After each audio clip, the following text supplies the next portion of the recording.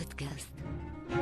لم تكن الجريمة بكل أشكالها وألوانها مما طرأ على المجتمعات البشرية، بل إنها ولدت معها ومن رحمها خرجت. عبر التاريخ شدت الأنظار جرائم وذاع صيت مجرمين ووقائع ألهمت العديد من الكتاب وجعلتهم يبدعون. الروايات البوليسية تنطلق من وقائع ومن ملفات تعاطت معها أجهزة الأمن، تتبع خيوطها وصولا إلى النهاية. قد تكون نهاية أمام القضاء يفصل فيها، أو هي نهاية حياة. تعرفت إلى العميد الممتاز الأستاذ عبد اللطيف بوحموش، أمدني بقصص كتبها انطلاقا من قضايا تعامل معها من موقعه كمسؤول أمني. أسست على تلك القصص وكتبت لكم الصيغة الإذاعية لسلسلتكم ملفات بوليسية، سلسلة تعود إليكم الآن في صيغة جديدة خاصة بالبودكاست. معكم عبد الصادق بن عيسى في بودكاست ملفات بوليسية. كيلوباترا والحاج المختار. في حي برج مولاي عمر بمكناس ولدت البنت لطيفة العيساتي من والد ذاق شتى أصناف الانحراف ومن أم لم تكن أكثر نقاء من زوجها. لما وعت ما حولها وجدت أمها تتعاطى الوساطة في البغاء، بينما كان والدها لا يهمه سوى ما يدره نشاطها ذاك من مال. كانت لطيفة الأكثر جمالا بين أخواتها، ولذلك كانت والدتها تبدي حرصا أكبر عليها من حرصها على باقي بناتها. كانت بالنسبة إليها مشروعا للسنين القادمة. وكذلك اندفعت لطيفة بالتدريج إلى الدعارة. اتخذت لها لقبا كيلوباترا، وكانت تتردد على أفخم الفنادق تتصيد من الزبائن أكثرهم غنى، واستطاعت بذلك أن تضمن لنفسها نمطا للعيش لم يكن ليتوفر لها لو بقيت في برج مولاي عمر. كانت كيلوباترا مكناس حين تخلو إلى نفسها ترى سنين عمرها الأجمل تمضي مسرعة، وكانت تعلم جيدا أنها بعد أن يذهب جمالها وينقضي شبابها لن يلتفت إليها أحد، ولن يكون بمقدورها أن تضمن لنفسها نظام الحياة الذي تعيش على إيقاعه اليوم. ولذلك فكرت كيلوباترا في خطة تمكنها من الارتباط بشخص ثري تحصل منه على ما يؤمن مستقبلها. في أحد الفنادق الفاخرة بمكناس كان يلتقي كل مساء جمع من المقاولين وكبار التجار ورجال الأعمال.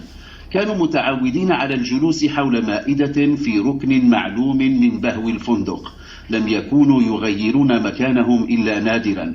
وكان بين تلك المجموعة رجل ستيني كما يبدو من مظهره، وقد لاحظت كيلوباترا أنه يبدي اهتماما بالحسنوات، وإن كان يحرص على إخفاء اهتمامه ذاك. وقد رمقته أكثر من مرة وهو يتابع تلك الفتيات المتمخترات والمختالات في مشيتهن. يوم قررت كيلوباترا تنفيذ خطتها لبست أجمل ما لديها من ثياب، واتخذت لها تسريحة شعر متميزة، ثم انتظرت حتى أيقنت أن ذلك الجمع من أغنياء المدينة قد التأم، ودخلت الفندق تختال. انتدبت لها مكانا في زاوية مقابلة للجمع، وكان صاحبنا الستيني قد لاحظ دخولها وفتن بها وهي تمشي إلى مقعدها، وقد ظل يرقبها وهي تتجاهله وتتظاهر بتصفح مجلة أخرجتها من حقيبتها اليدوية. وفي لحظة ما التقت نظراتهما. ابتسم الستيني ابتسامة لم تخل من حماس، ردت هي بابتسامة حرصت على أن تبدو خجولة، وما كان لها من قصد إلا أن تلهب مشاعر الستيني. جاء النادل إلى مائدة كيلوباترا، كانت زبونة معروفة لديها. سألته عمن يكن الرجل الستيني، نظر إلى الجالسين في الركن المقابل بحذر، ثم قال: ألا تعرفينه؟ إنه الحاج المختار التمالي، صاحب معامل خياطة الملابس الجاهزة الموجهة للتصدير. لم تعقب الحسناء، صمتت، طلبت قهوة بحليب، ثم مضى النادل. نظرت جهة الحاج المختار فرأته يركز نظره عليها، ابتسم مرة أخرى، ردت هي بابتسامة. لما جاء النادل أعطته ورقة كتبت فيها رقم هاتفها وطلبت منه أن يمدها دون إثارة انتباه إلى الحاج المختار. تناولت قهوتها ثم نهضت وغادرت بهو الفندق. قبل أن تخرج التفتت مرة أخرى إلى جهة الحاج المختار التمالي، وجدته ينظر إليها مشدوها. تعمدت أن تختال في مشيتها، لوحت له بكفها ثم اختفت.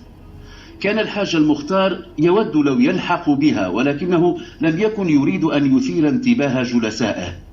تحين النادل اللحظة التي كان سيدفع فيها الحاج المختار ثمن ما تناوله مع أصحابه، ودس في يده تلك الورقة الصغيرة التي تركتها له كليوباترا. بعد مغادرتها الفندق توجهت إلى منزلها. كانت تعلم أن الستيني لن يلبث أن يتصل بها، وكذلك كان. أوهمته بأنها بنت أسرة محترمة، وكان ذلك أساس تعامله معها. التقته في اليوم التالي وقالت له إنها لا تستطيع البقاء أبعد من 7 مساء في الخارج، لأن والدها سيعنفها إن هي فعلت.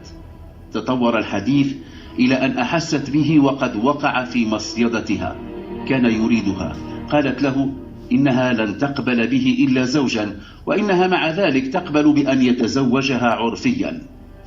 بعد أسبوع قرر الحاج أن يجعلها تستقر معه لفترة في ضيعة له تقع على الطريق إلى الرباط. في تلك الضيعة التي تحمل اسم الهضبة السعيدة كان الحاج المختار يستقبل ضيوفه من رجال الأعمال الأجانب، وفي تلك الضيعة صار يمضي معها ما بعد الظهر إلى مغرب كل يوم، ثم يعود إلى بيته يدخله بعد أن يصلي العشاء في المسجد القريب. كان يصر على ذلك. ذهبت كليوباترا بعقله وصار يرى أن ما مضى من عمره كان حرمانا في حرمان. كانت المرأة الجميلة تعي ذلك، فاستدرجته إلى أن يهبها شيئا ما من متاعه، فقد تجد نفسها بين عشية وضحاها وقد أضاعت كل شيء. طالبته بأن يهبها الضيعة، فكر ثم قرر أن يهبها لها، وقد استشار صديقا له في الأمر بعدما باح له بسر علاقته مع كليوباترا. رأى الصديق وكان يعمل عدلا أن الحاج المختار ماض في اتجاه غير سليم. نصحه أن يجعلها لها هبة. قال له إن الهبة لا تصبح نافذة إلا بعد انقضاء سنة أو في حال الوفاة، وذات يوم جاءها بالوثيقة. تفطن الابن الأكبر للحاج المختار، وكان ساعده الأيمن في إدارة الأعمال، إلى أن شيئا ما يحدث. لقد صار الحاج يتغيب عن البيت مرات كثيرة ولأيام وأسابيع بذريعة السفر من أجل إنجاز الصفقات. ولما رأى أن الحاج ماض في ذلك الاتجاه استعان بخدمات مفتش للشرطة متقاعد وكلفه باستجلاء الأمر. وقد تمكن المفتش من اكتشاف أمرين: أولهما أن الحاج وقع في علاقة غرامية مع كليوباترا مكناس، والأمر الثاني أن تلك المرأة تستقبل كل مساء في الضيعة من كان عشيقا لها منذ أيام برج مولاي عمر. وقد راعى الابن ما اكتشفه المفتش الذي أبلغه بعد أيام بأن الحاج وهب كليوباترا ضيعة الهضبة السعيدة. قرر ولد الحاج المختار التحرك، وصار يلازم والده في محاولة لمنعه من الذهاب إلى كليوباترا. أحس الحاج بأن ولده يراقبه، وعبر له صراحة عن انزعاجه من ذلك، ولكن الولد رد بأنه يخاف عليه من تلك التي هو مرتبط بها. صدم الحاج المختار، ولكن ولده استرسل قائلا له أن يغير مواعيد ذهابه إليها حتى يكتشف بنفسه أنها تخونه مع عشيقها القديم. لم يصدق الحاج المختار ما قاله ولده، ولكنه غير رأيه لما توجه إلى الضيعة في اليوم التالي. تصرف بشكل طبيعي ثم غادر الضيعة. غادرها ليعود إليها بعد 2 ساعات حيث وجده معها. عاد الحاج إلى منزله وقد علمت كليوباترا أن أمرها قد افتضح. ساءت الحالة الصحية للحاج المختار ونقل إلى المستشفى حيث بقي عدة أيام. مضت كليوباترا تستشير محاميا في قضية ثبوت الزوجية والميراث، ثم سألته عن الهبة. قال لها إنها تصبح نافذة بعد عام أو إثر وفاة الشخص الذي وهب. لما التقت عشيقها القديم واسمه عزيز الفنان تباحثت معه الأمر، واستقر الرأي على أن يتولى هو قتل الحاج المختار حتى تستفيد هي من الهبة. بعد يومين وعيد 10 ليلا من 18 من شتنبر من العام 5 و2000 تسلل إلى المصحة حيث كان يرقد الحاج المختار رجل يرتدي وزرة بيضاء ويحمل حقيبة سوداء. ادعى للبواب أنه الطبيب الذي تمت المناداة عليه لمراقبة الحالة الصحية للحاج. تسلل إلى غرفته وأخذ وسادة خنقه بها. حاول الرجل الدفاع عن نفسه ولكن بلا جدوى. في الصباح لما جاءت الممرضة تتفقده وجدته ميتا.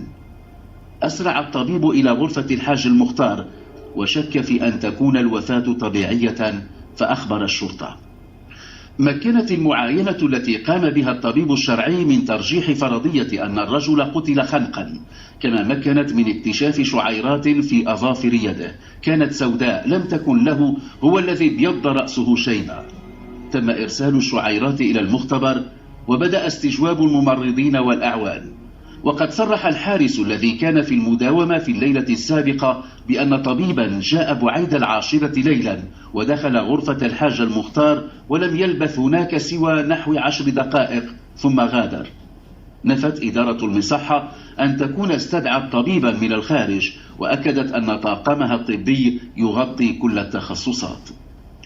لاحظ أحد المفتشين من ذوي التجربة الطويلة كان بين المحققين أن كل وافد على المصحة يسلك ممرا يخضع للتصوير المستمر بالكاميرا، وطلب أن يستعرض الشريط الذي صورت الليلة التي قتل فيها الحاج المختار. تم إحضار الحارس الليلي. ضبط التسجيل المصور على الفترة الزمنية التي دخل فيها ذاك الذي ادعى أنه طبيب. كانت واضحة ملامح وجهه وقد تعرف عليه الحارس الليلي بسهولة. طبعت الصورة وعرضت على ولد الحاج المختار في من عرضت عليهم، وقد فاجأه أن الرجل هو نفس خليل كيلوباترا تلك التي فتنت الحاج. أحضر الرجل ولم يكن صعبا الوصول إليه، ولكنه أنكر أن يكون دخل المصحة وظل على إنكاره حتى بعد أن عرض عليه التسجيل المصور. أخذت من رأسه شعيرات تمت مقارنتها مخبريا بتلك التي عثر عليها في أظافر الحاج المختار. كانت متطابقة وعليه أن يكشف الطريقة التي وصلت بها إلى يد الحاج المختار. أنكرت كيلوباترا كل علاقة لها مع عزيز الفنان، ولما رأى أنها تريد التخلص منه مكن المحققين من تسجيل صوتي التقطه بهاتفه المحمول لما كان يتفق مع كيلوباترا على قتل الحاج المختار للاستفادة من الهبة. بعد نهاية البحث تم تقديم المدعو لطيف العساتي الملقب بكيلوباترا مكناس والمدعو عزيز الفنان أمام الوكيل العام للملك لدى محكمة الاستئناف من أجل الفساد والقتل العمد والمشاركة فيه. ملفات بوليسية.